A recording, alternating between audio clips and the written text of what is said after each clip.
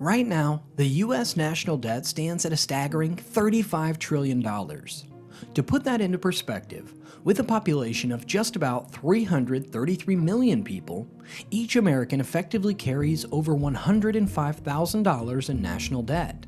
That's right, just by living here, every US citizen is, in a way, burdened with a six-figure debt. As interest rates rise, this debt becomes even more expensive to manage.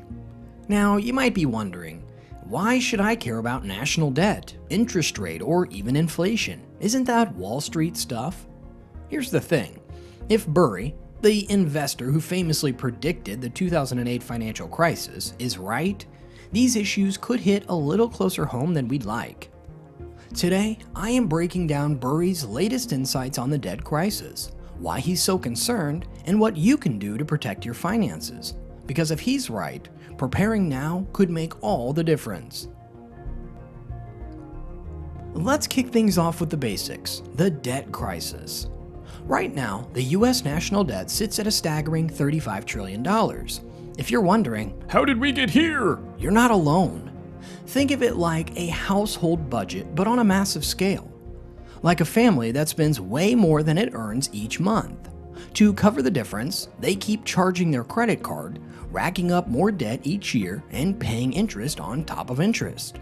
That's essentially what the US government's been doing, only it's using treasury bonds instead of a credit card. So why is this a problem? Unlike a family, the government isn't actively trying to pay down its debt. In fact, each year it needs more and more money just to cover interest payments, not even the principal. And every time they roll over that debt, it gets pricier, especially now with interest rates going up. This might surprise you, but the last time the US actually earned more than it spent was back in 2001. Since then, the annual deficit, basically the amount we overspend each year, has been growing year by year. Today, the government spends about $1.9 trillion more than it earns. So where is that money going? Mostly to Social Security, Medicare, defense, and you guessed it, interest payments. But to cover that extra spending, the government issues more bonds, which means the national debt keeps on growing. Here's where Michael Burry comes in. He's looking at this mountain of debt and seeing a system that just can't last. According to Burry, this debt-on-debt system can only keep going for so long. Eventually, you hit a tipping point where the debt itself becomes the problem. Now let's talk about rising interest rates for a second. They're a big piece of this puzzle. Think about this. If you took out a mortgage when rates were low, your payments were probably manageable, right? But now, imagine having to refinance at today's higher rates. Suddenly, your monthly payments jump up. That's what's happening with the national debt. As older bonds mature, they're being replaced with new ones at higher rates, which means interest payments keep rising. In fact, interest has now become one of the government's biggest expenses. The government is in a hole, and every time they try to climb out, debt shovels more dirt on top. The deeper they go, the harder it is to escape. This is the debt spiral that Burry and Buffett are worried about. Every dollar spent on interest is a dollar that can't go towards education, healthcare, infrastructure, or anything that benefits everyday Americans. And that is a problem that impacts us all. Well, if this cycle keeps going, the government has a few options, and none of them are pretty. They could raise taxes, which would mean more money out of your pocket. They could cut back on spending for critical services, which could impact public benefits. Or they might decide to inflate away the debt by letting inflation run wild, which would hit everyone hard. Think about it. You go to the grocery store and prices are jumping every week. Or watching your savings lose value because inflation keeps eroding your purchasing power. It's not a pretty scenario, but Burry believes that it's a risk that could hit sooner than we'd like. According to Burry, the issue isn't just with the debt itself, it's the speed at which it's growing. The Congressional Budget Office, or the CBO, warns that if we keep on this path, the US debt to GDP ratio, basically the size of the debt compared to the entire economy, is projected to climb to 150% by 2034. For context, during the height of World War II, it was at 106%. Right now, we're sitting at 123% debt to GDP ratio. Servicing this debt could eventually eat up 4.1% of our entire economy just on interest payments. So, how does the government get out of this mess?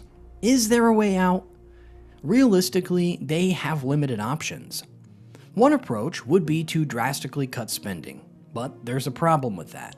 It would mean slashing critical programs that millions of Americans rely on. Another option would be to raise taxes, but that's never popular, and it hits the wallets of regular people. And then there's the inflation approach, which means letting prices rise to effectively shrink the value of the debt over time. But inflation isn't this free pass, it makes everyone's life more expensive. And once inflation takes off, it's really hard to control. The US Federal Reserve would be in a tough spot trying to balance inflation while keeping the economy stable. This is a no-win scenario that Burry warns us about. The choices are all difficult, and each one comes with consequences. But ignoring the debt and hoping it goes away isn't an option either. Alright, let's talk about the Federal Reserve, or the Fed as it's often called. If you've ever wondered, what exactly does the Fed do? You're not alone. In simple terms, the Fed is like the US economy's thermostat. It adjusts interest rates up or down to either cool things off or heat things up, depending on what our economy needs. But there is a catch. Every time it changes those settings, there are consequences, especially when we're already drowning in debt. One of the Fed's main tools is something we call quantitative easing. Sounds fancy, right? But it's basically printing money to buy government bonds. When the Fed buys these bonds, it injects new money into the economy, which helps keep interest rates low and encourages people to borrow and spend more. It is a short-term energy boost. It's kind of like a shot of caffeine. But just like too much coffee, too much quantitative easing can have side effects, especially when you're already running on a deficit. So let's get back to interest rates. When rates are low, it's like having a credit card with a low APR. Payments are manageable, and you don't feel a pinch. But when rates go up, those payments start to hurt. The US government is facing this issue right now. As older bonds mature, they're being replaced with new ones at higher interest rates. So the cost of rolling over this debt keeps climbing, making interest payments one of the government's biggest expenses. This is what Michael Burry calls a debt spiral. Each time the government rolls over its debt at these higher rates, it needs more money to cover the interest. But instead of cutting back, it borrows more to cover those payments, which only adds to the debt. And so the cycle continues. Burry believes this is a dangerous game. At some point, if interest rates become too high, it could limit the government's ability to respond to future crises. And in Burry's view, this endless loop of debt and rising interest payments could lead to a scenario where the debt itself becomes a major threat to the economy. Now you might be thinking, alright, but what does this really mean for me? It's a fair question, but here's where it gets real. As interest payments eat up more of the budget, the government has fewer options. It might have to cut back on spending for essential programs or increase taxes to cover the gap. Either way, it's you and I that are going to feel the pinch. And then there's the issue of inflation. If the Fed decides to lower rates again to make debt payments more manageable, it risks stoking inflation. More money in circulation can drive up prices, which means everyday essentials like groceries, gas, and rent could get pricier. So while lowering rates might ease some pressure on the debt, it can create other issues that hit regular people directly. This is one of those terms that sounds a bit dramatic, but what does it actually mean? Hyperinflation is when prices rise so quickly that money loses its value fast.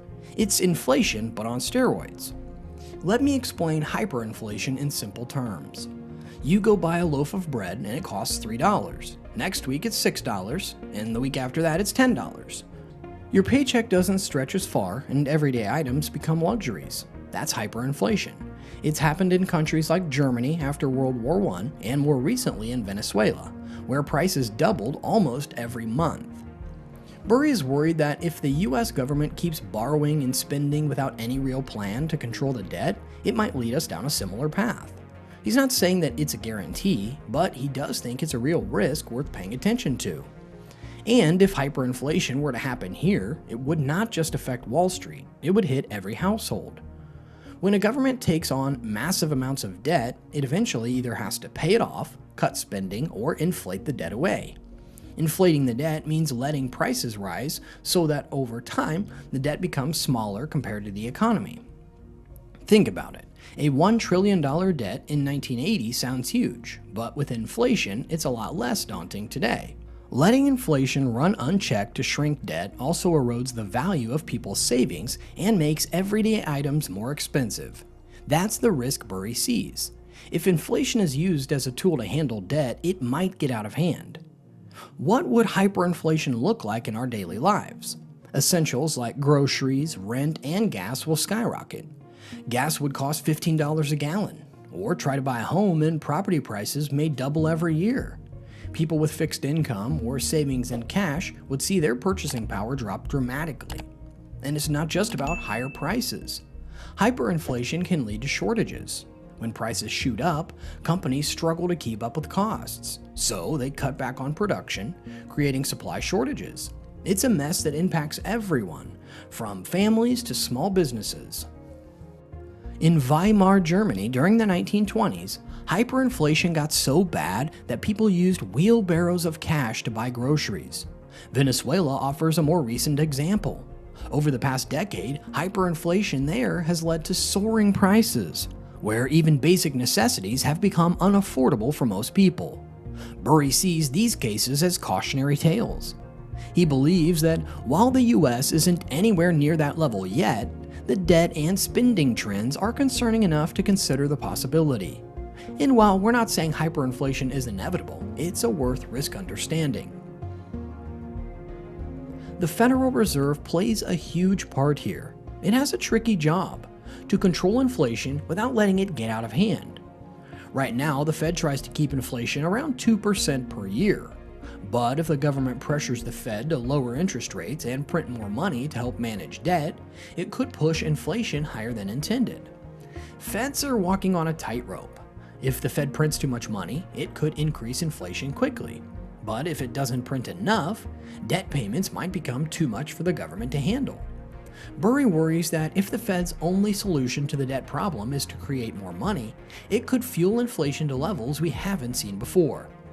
Hyperinflation would impact everything from your savings to your investments.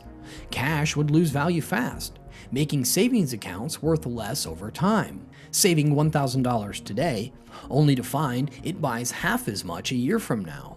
For anyone with a fixed income like retirees, hyperinflation will be especially brutal.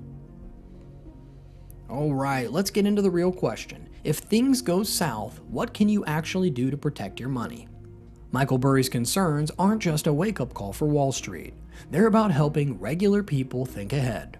So here are a few strategies based on Burry's approach. These will help you weather uncertain times without feeling like gambling. First up, diversification.